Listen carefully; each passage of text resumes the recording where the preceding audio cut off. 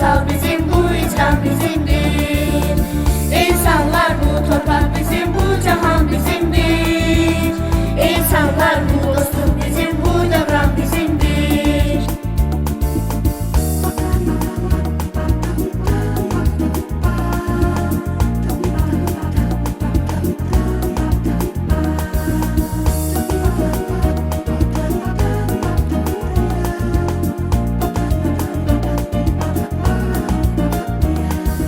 Sevgisi dəniz, arzusu təmiz, mehriban əziz, qarınkeş insanlar.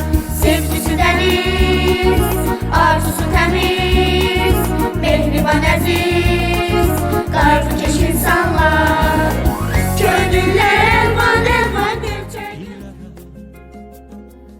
Nə tez keçdi bu uzun 4 ilimiz. Sanki dünən idi əlifba həyəcanımız. İndi bir-birimizə əlvida deyəndə xatırlayacağımız son şey göz yaşlarımız.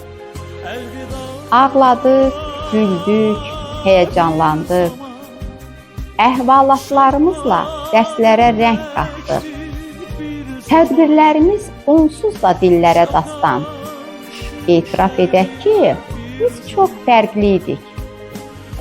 Xırda dəcəllikləriniz olsa da, gülüşlərimizlə həll etdik öz aramızda.